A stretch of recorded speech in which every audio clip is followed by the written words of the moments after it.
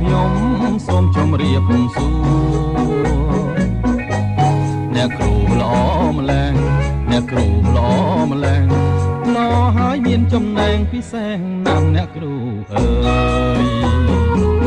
តែកុំមកគួសំកុំមកគួសំ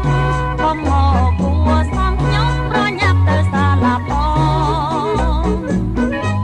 កុំមកឆ្លើយឆ្លងកុំមកទាំងត្រង់កុំបងស្រឡាញ់គ្នាទេចិត្តខ្ញុំមានតែស្នេហ៍ឲ្យសឹង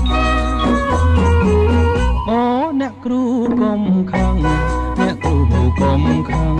អ្នកគ្រូកុំខឹងខ្ញុំមកនឹងល្អជាទេ